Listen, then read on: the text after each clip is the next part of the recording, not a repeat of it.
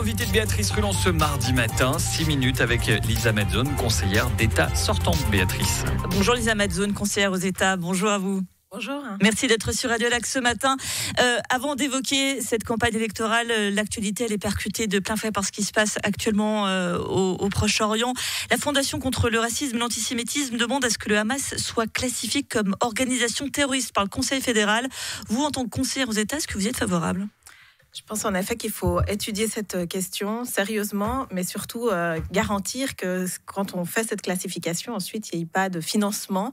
C'est ça l'enjeu de cette loi, c'est qu'il n'y ait pas un financement qui soit attribué du coup indirectement ou qui passe par la Suisse. Et là, il y a toute une palette d'outils à mettre en place aussi en Suisse pour avoir une meilleure transparence et une meilleure efficacité de cette loi. Mais j'aimerais dire quand même au préalable que je condamne fermement et avec beaucoup d'empathie et de préoccupation les attaques qui ont perpétré les violations du droit international. Tout de même, un mot sur cette neutralité suisse. Là, on voit le Hamas qui n'est pas considéré comme organisation terroriste au nom de la neutralité et des bons offices. C'est comme ça que ça nous est présenté, notamment par Ignazio Cassis hier, qui dit qu'il ne pourra le faire que si l'ONU classe officiellement le Hamas comme organisation terroriste. On voit notre position délicate avec ce qui se passe en Ukraine. Est-ce que cette neutralité suisse, dans les faits, elle existe encore vraiment ?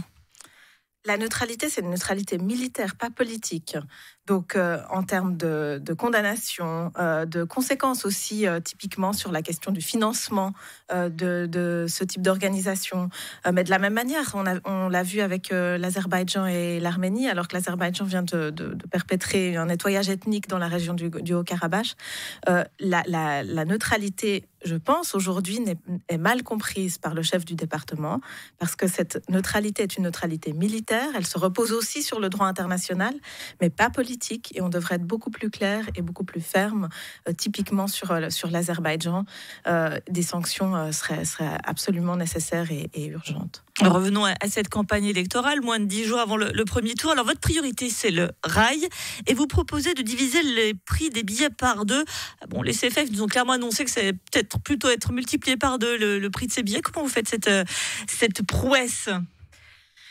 Il y a un vrai enjeu pour les personnes qui n'ont pas le demi-tarif, qui n'ont pas cette sorte de carte de membre qui permet d'entrer dans le train à des tarifs qui sont abordables.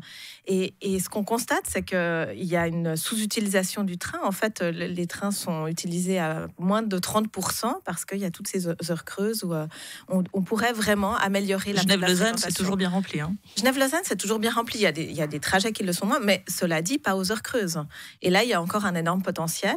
Et oui, il y aurait un intérêt aussi financier à dire qu'on arrête, on fixe en fait cette entrée dans le train au niveau du demi-tarif pour que ce soit accessible à tout le monde. Les tarifs du train deviennent vraiment prohibitifs et c'est un problème si on veut que ça constitue une alternative à la voiture. Pour l'énergie, vous souhaitez un développement massif des panneaux solaires. Les habitants du Valais, ils ont refusé dernièrement les parcs solaires alpins. Les panneaux solaires, c'est un petit peu comme les autoroutes, c'est-à-dire que tout le monde les veut bien, mais très loin de chez soi. Je ne suis pas tout à fait d'accord avec les autoroutes, mais concernant les panneaux solaires, il y a un énorme potentiel sur les bâtiments, les toits, les infrastructures existantes. Ça représente le potentiel qui a été calculé par l'Office fédéral de l'énergie. C'est l'équivalent de notre consommation. Mais si on est d'accord, annuelle. Mais si les gens ne le veulent pas chez eux, comment on fait pour s'installer ? Je ne crois pas qu'ils ne le veulent pas. Non, au contraire, on voit dans les sondages d'opinion qu'il y a une très forte adhésion au développement des panneaux solaires chez les autres. Non, sur les infrastructures, sur les toits, sur les espaces qui sont déjà construits.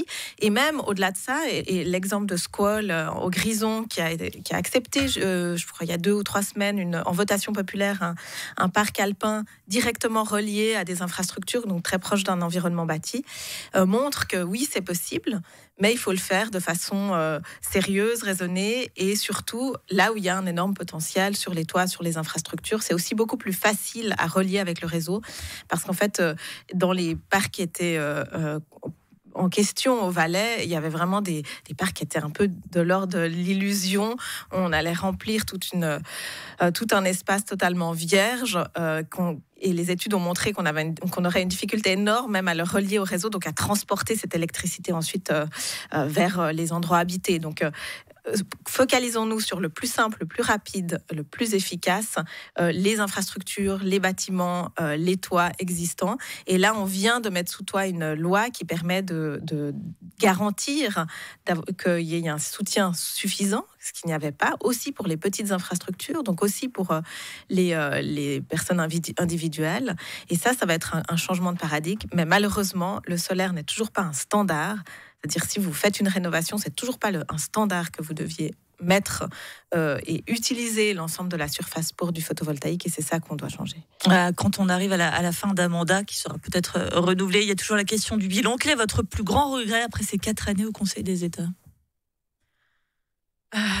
Mon plus grand regret, je pense qu'il concerne la question de la migration. Au Conseil des États, il y a une grande... Il n'y a pas une vision pragmatique sur la migration. On l'a vu avec des propositions du Conseil national, typiquement qui concernent des personnes qui ont reçu une non-entrée en matière d'asile, qui sont là depuis 5 ans, qui sont à ce qu'on appelle l'aide d'urgence, donc un peu reléguées dans une situation où ils n'ont pas le droit de travailler, pas le droit de se former, pas le droit de s'intégrer, alors qu'ils restent là. Et là, il y avait une proposition que je trouve en fait tout à fait pragmatique du Conseil national de dire, voilà, on a un besoin sur le marché du travail, on va leur permettre de s'insérer, on va leur permettre aussi de participer à la collectivité et d'envisager un futur ici. Et typiquement, ce genre de question est toujours balayé presque sans discussion au Conseil des États. Ça, c'est un regret. Ouais. Et peut-être un sujet à poursuivre pour les 4 années à venir. Lisa Mazzone, conseillère aux États sortantes pour, bien évidemment, les Verts.